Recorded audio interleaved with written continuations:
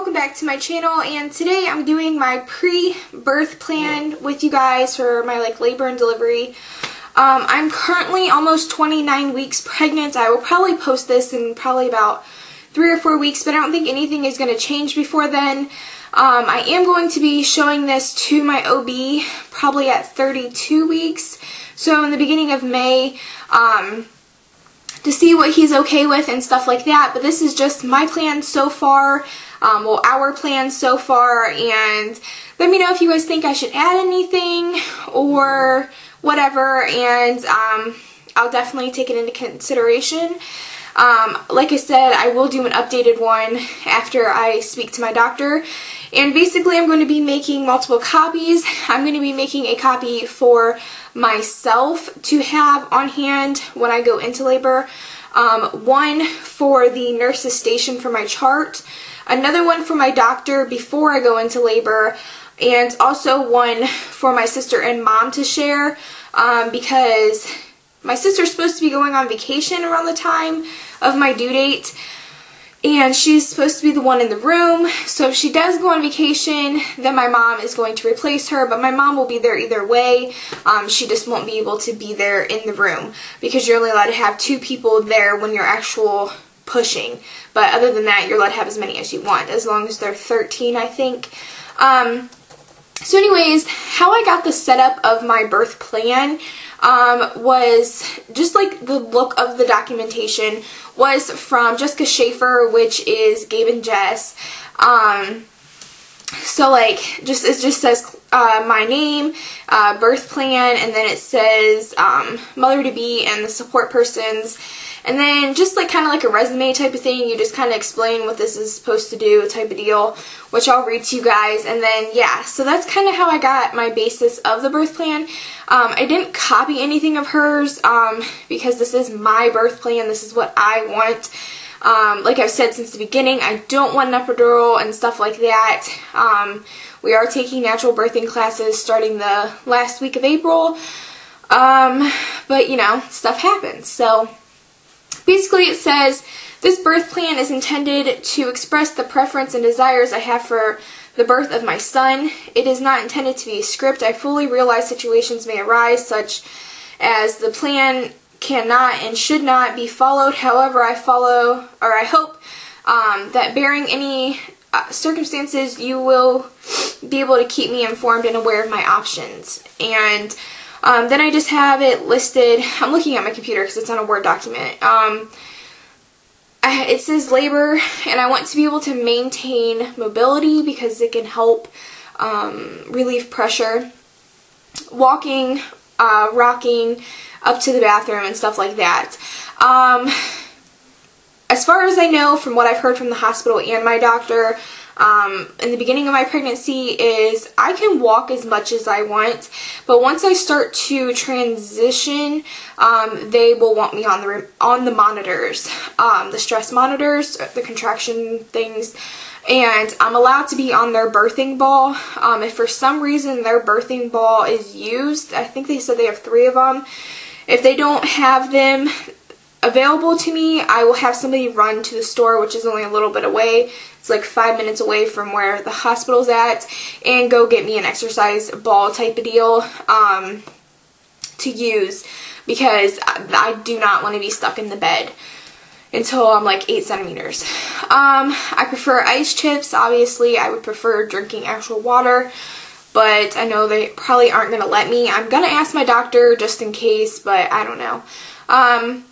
Another thing I have on here is I do not want anybody, not my sister, not my mom, not the nurses, not the doctor, not my boyfriend, not anybody, ask me if I want pain medications.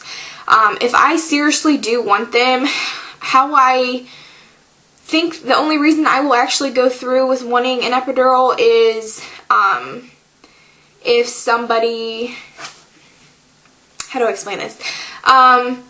Is if I'm exhausted. If it's like right before I go to bed and I go into hard term labor, then obviously I'm not going to have enough energy by the time I'm done with my actual birth process to push, so I might get one then if I'm just so exhausted, because if I'm exhausted, there's no way I'm going to be able to push.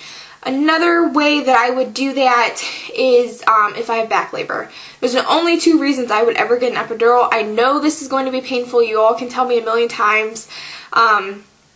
I've been there during births, my sister, my friend, everything like that. I know it's going to be painful, and yes, they all got an epidural and stuff like that, and I've watched natural births, but our bodies are intended to do this. Yeah, so, and my body just doesn't react well with pain medication in general, so I just don't want to take that risk. And the spinal fluid thing, I don't want to lose spinal fluid. There's a whole bunch of reasons why I don't want an epidural. So, like, I know it's going to hurt, and you guys can tell me that a million times, but this is what I intend to do, and those are the only two reasons I would get an epidural. It's in my chart that even if I ask for an epidural, I'm not allowed to get it, so we'll see. You guys will know in my labor and delivery video. I want to be able to do relaxation techniques.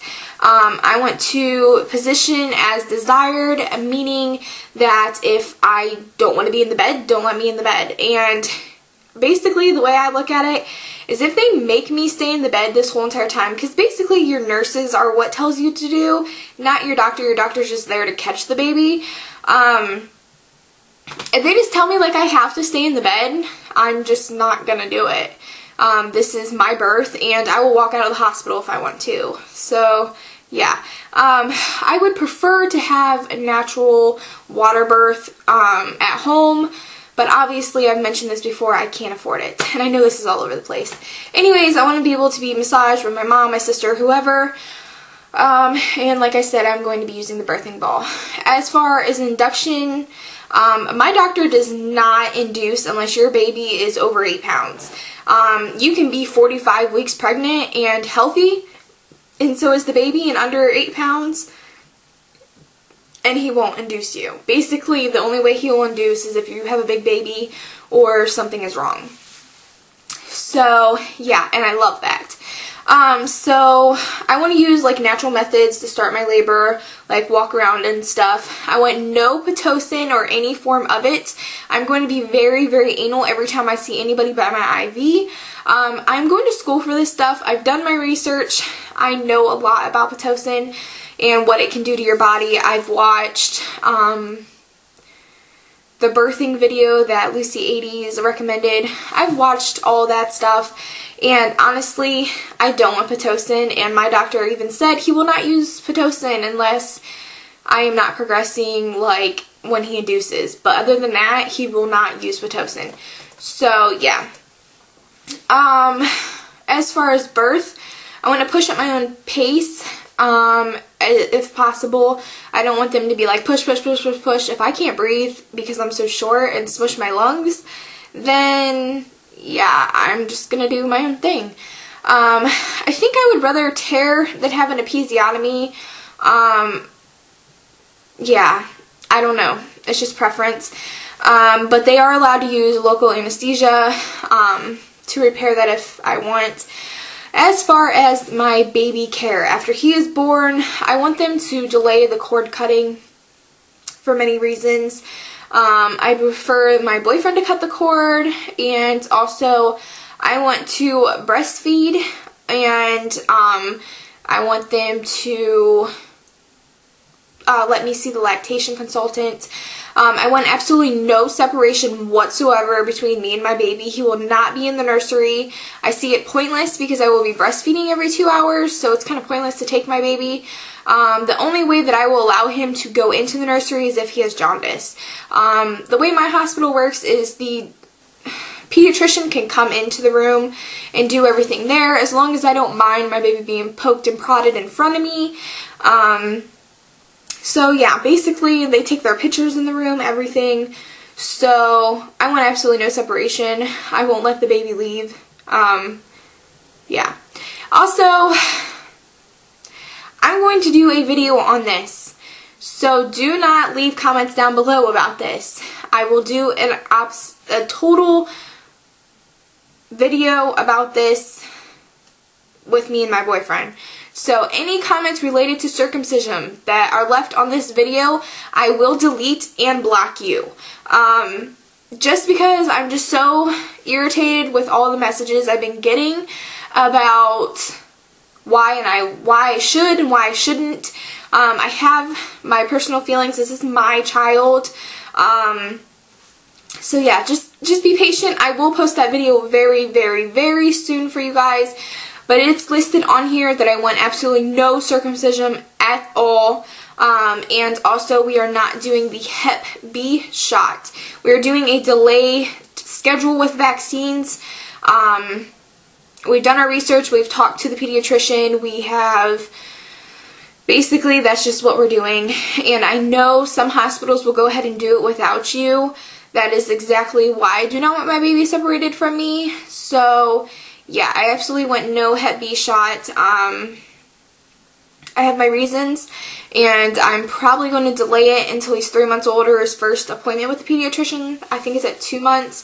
I'm either going to delay it to then or just not do it at all. But I have my reasons, so yeah. That is it for my birth plan, and yeah, if you guys have any like recommendations of whatever, let me know down below. Just do not mention circumcision at all. I will do a video. I will do a video. I promise. I promise. I promise. Okay? So yeah, I will talk to you guys very soon. I hope you guys enjoyed my birth plan. I know it was requested, but this is my pre-birth plan. It will be updated probably mid-May once I get done with my birthing classes and I speak to my OB. But like I said, there are certain things that I absolutely do want, like the not being tied to the bed situation, unless something's wrong. And I absolutely want no C-section. I forgot to mention that, unless I'm dying or the baby's dying. His heart rate may drop, and as long as it doesn't go super low, I know the numbers it should be, then yeah. So basically, the only way I can get a C-section is by emergency, but like I've mentioned in many videos before, my OB is very, very, very against C-section. He has only done probably a handful or two in his career. Like I said, he delivered me, and yeah,